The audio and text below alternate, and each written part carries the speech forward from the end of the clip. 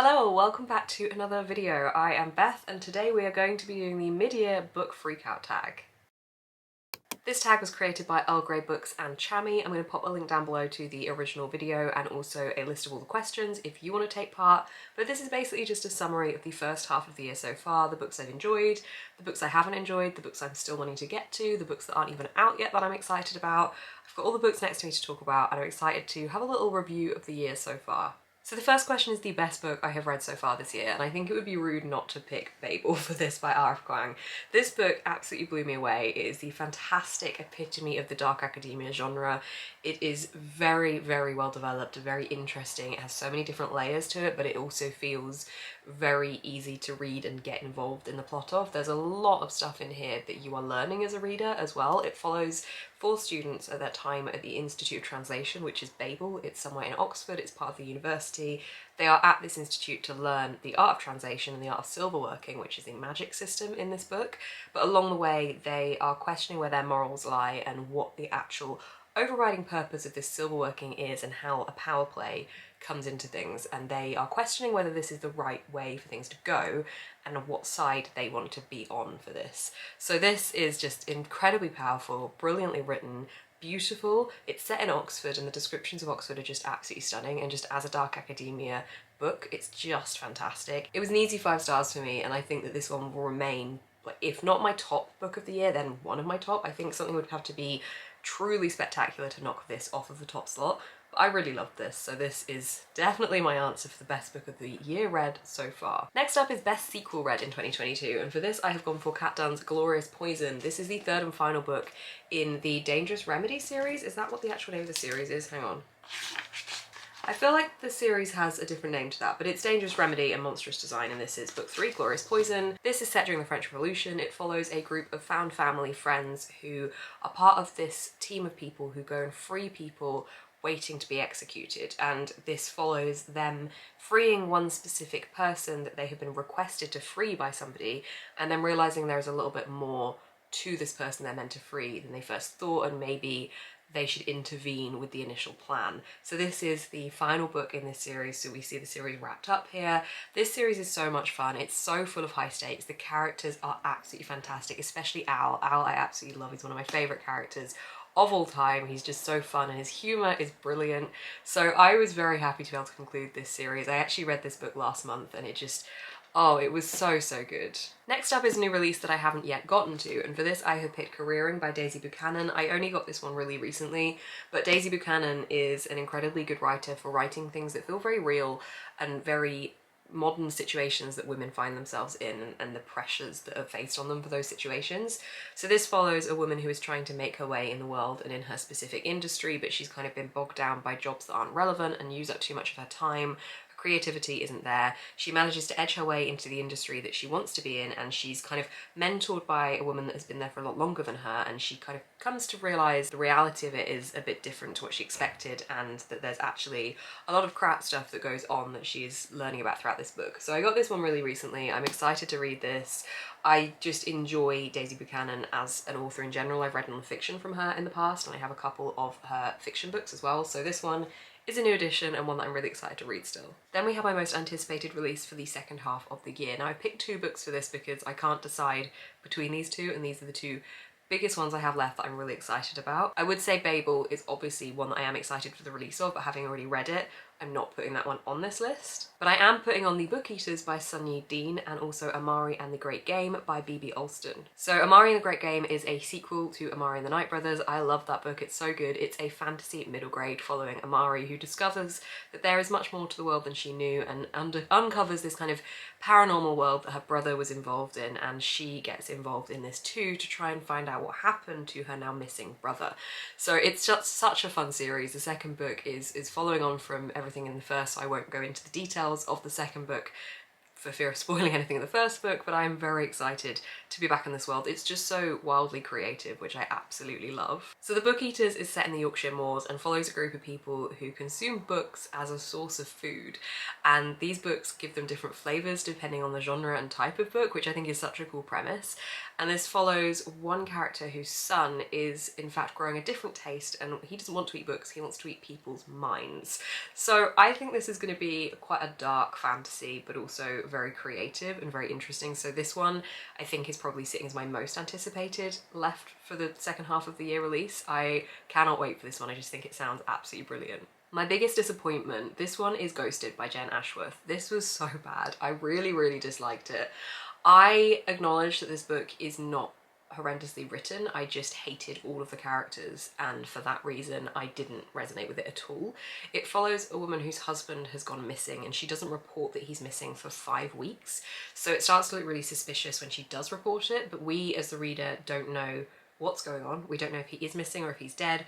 We don't know what she's had an involvement in this, like what she knows is actually going on versus what she's saying she knows. And it didn't hit the mark for me. It was really slow narration style. She was so dislikable that I just felt no interest in picking it up. She was so horrible to other characters that needed her. And I know that's all written deliberately and you're meant to dislike her, but for me, I need to like at least one character, and I just didn't in this book. So this one, I had high hopes for. I thought it would be a bit more thrilling. I thought it would be a bit more mystery and like uncovering the secrets of where he'd been, but instead I felt like at the end of this book I had more unanswered questions than answered questions, and for that reason it also felt quite disappointing. So this one is an easy answer for this question. On a nicer note, my biggest surprise, 2 books for this one. I have Cloud Cuckoo Land by Anthony Doerr. This one was such a brilliant read. I bought this right at the start of the year in Boxing Day sales, and I kind of didn't have too many expectations because I didn't really know much about it. I'd seen it about before and chosen not to pick it up. There was something about it that made me feel daunted, not only because of the size, but just also generally the plot goes in quite a few different directions. We follow multiple different narratives and they're all linked together by this text that they've all somehow got something to do with in their narrative storylines. And they're kind of, the further into the book you get, the more intertwined they get and the more you see what this text means and what this has to play for the whole storyline. But you get to meet so many different characters in this, and I think that initially I found that daunting and that there was going to be a lot to process, but actually it just worked so well and you ended up falling in love with all the different characters and just completely getting hooked to this storyline. This was just brilliant. I think it was one that I had to pick up quickly when I bought it, otherwise I think it would have remained on my shelf for a while, and I'm very glad I did that because this was such a unique reading experience, having all of these different narratives, perspectives spread across time as well, which just made it really brilliant. I loved the way they all came together at the end. It just felt utterly unique and completely captivating for me and very emotional as well. This book did make me cry. It was great. It was a big surprise for me. So yeah, this is one of my books for this answer. My other book for this answer is When Women Were Dragons by Kelly Barnhill. This is a historical fantasy following something that happens called a mass dragoning in the 50s, where a lot of women in America just suddenly turn into dragons and fly away and leave their homes. Not all women do this, and this follows the story of a girl whose mum became a dragon, and she's a child when this happens, and we see her grow older and live in this world where women do just still turn into dragons. And the question of why did they do this, how did society kind of handle this when like loads of people literally just up and left their homes and jobs and everything completely changed. It's very interesting. It's a real feminist story. The reason this is in the category of a book that surprised me is because for some reason this isn't one I would normally reach towards. However, I was sent a copy of this by the publishers and it just sparked my interest. I read it in a couple of days, so I read it quite intensely, and I think that helped. And I just thought it was brilliant, so this one definitely surprised me. For favourite author, this can be a new author to me or a debut author. I have gone for Grace D. Lee, who's the author of Portrait of a Thief. This is such a fantastic book. This follows a group of students who have got involved in an organisation that want to enlist their help to bring back Chinese pieces of art back to China where they belong. So this is a story of colonialism, it's the story of the origins of this art, but we follow these students as they go on these various heists to different galleries to steal back this art. I really enjoyed the fact that we had multiple different levels to this. We obviously have the art heist with the different characters that have different roles to play, so they've all been kind of enlisted into this group because of what they know. We also get the art history mystery element here as well, which is really interesting to read about. And we get not quite a found family as such, but we see this group of people come together that kind of had connections with each other vaguely already, but really this story brings them together, and I really like that as well. Generally, I really enjoyed it, and it solidified Grace D. Lee as an author for me, so definitely a new favourite author. The next question is newest fictional crush. I always skip over this one because I don't get bookish fictional crushes, and no matter how hard I try, it just doesn't work for me, so we're going to skip this one and go on to the next question. So the next question is favourite character, new favourite character. I struggled to think who specifically I would call a favourite character from this, because when I read a book there's always a character I prefer, but I think that the character has to be really spectacularly written for you to really think about them after you finish the book and have them solidified in your head as a real favourite character. I've already mentioned I really liked Owl from the Dangerous Remedy trilogy, but obviously that is a book that I have already read in previous years as well, so that's not a new character for me. So the character I'm going to put in for this is Marks from Tomorrow and Tomorrow and Tomorrow by Gabrielle Zevin. This comes out in July and I'm so excited for people to be able to read it. This actually follows two different characters to Marks, who is the one that I am saying is my favourite character.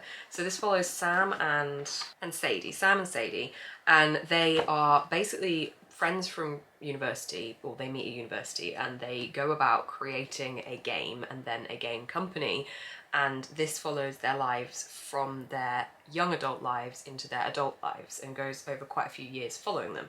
Marks is the best friend of Sam, and then Sadie meets him because he's Sam's best friend, so they kind of form a little trio, and Marks is never like an absolute main character, but he's kind of budging his way in there.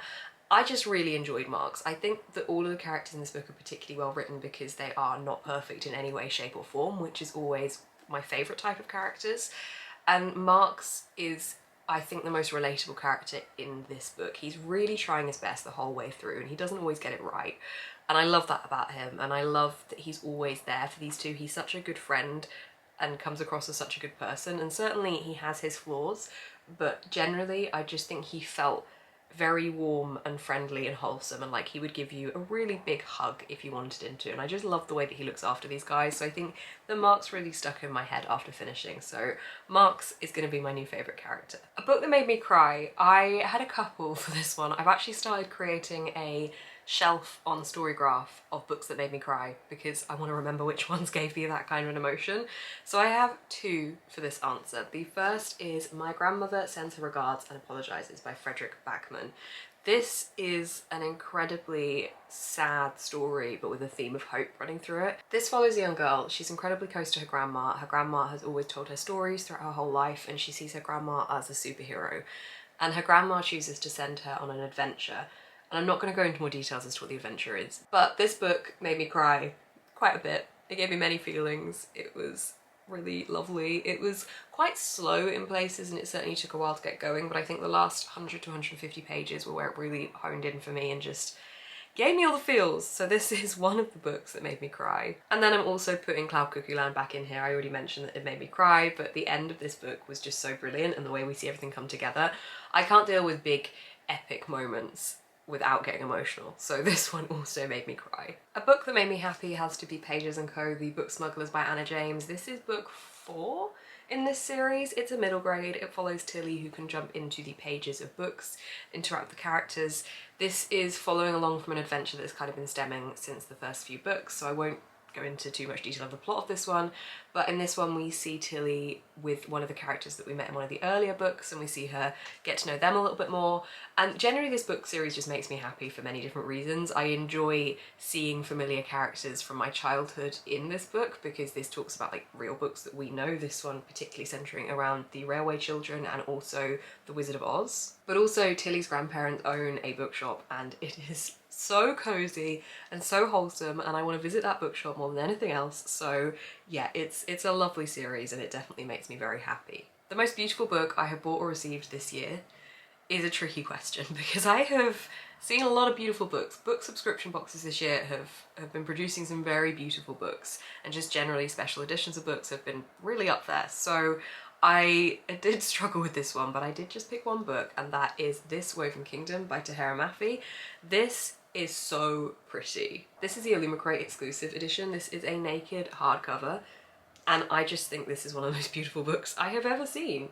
It's so stunning. The way the design seeps onto the sprayed stenciled edges, just everything about it, the colours, the gold, the purple, the silver in there as well, like, it's so beautiful. Look at those end pages, this whole thing is just really, really, really pretty. I keep forgetting what this book is about. I did start this book and then something happened which meant I didn't get very far in. Something else turned up and I was like, I need to read that first. And I read like 2 chapters of this and then didn't get back into it, but I have heard very good things about it. On the blurb it says, clashing empires, forbidden romance, and a long-forgotten queen destined to save her people. I will definitely be picking this one up, especially because this edition is so beautiful.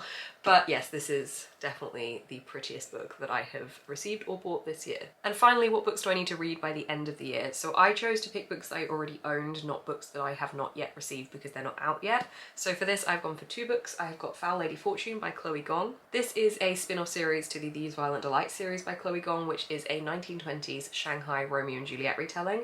So this follows one of the characters from that series a couple of years after the events that take place in the last book in that duology. I did start this one briefly and then went on holiday and didn't want to bring it with me because it's quite tall and chunky. So I temporarily put this down. I think my bookmark is still in it. So I do need to get back into this one. But this one on the back says Assassin, Immortal, Spy, Codename Fortune.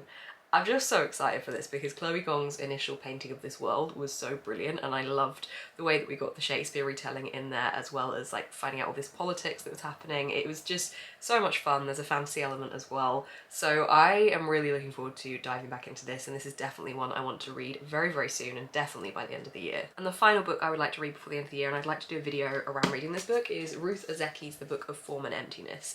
So this is the winner of the Women's Prize for Fiction and it's also Man Booker Prize shortlisted.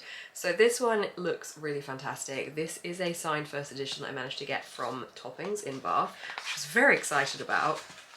Ta-da! Okay, I'm gonna have to vaguely use the blurb to tell you what this is about because this has a lot of different things going on. So this is set 1 year after the death of our main character's father.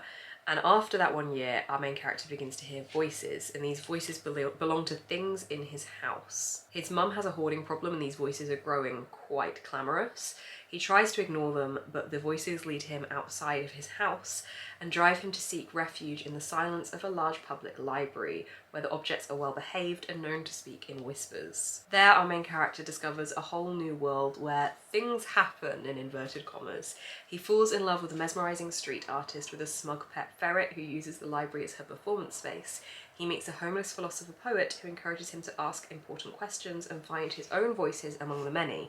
And he meets his very own book, a talking thing who narrates Benny's life and teaches him to listen to the things that truly matter. I think this sounds incredibly unique and incredibly interesting and just quirky as well. So I'm really excited to read this one and definitely want to do a reading vlog for this, as I've said, reading it from it being a winner, a Women's Prize for Fiction winner. So this is another book I would like to read before the end of the year. So I think that's all the questions for this tag. I hope you've enjoyed watching. As I said, I will leave the questions down below and a link to the original creator video. I've definitely had a good reading year so far. I feel like I hadn't set myself like big goals for this year. I just wanted to enjoy what I was reading and also feel like I remembered what I was reading, because last year I think I read so much that some of those books fell through the cracks and I just couldn't really remember them, whereas I think this year I'm doing a little bit of a better job. I'm writing down more of my thoughts and feelings after finishing books, which is helping, and I'm enjoying doing that as well, so that's good. But that is all of my books for this tag. Thank you so much for watching. If you have enjoyed, please give this video a thumbs up, comment down below what your answers would be to this. I'd be really interested to hear which ones you would put for these questions. You can also subscribe to see more of my face on your feed, and down below there is a link to my Patreon where I have lots of extra content. I also recently launched a new £1 tier called Bag End, so you can check that out if you are interested. And you can also find a link down below to my digital shop, where throughout the whole of July I have 27% off everything in my shop to celebrate my 27th birthday. Thank you so much for watching, keep smiling and stay positive.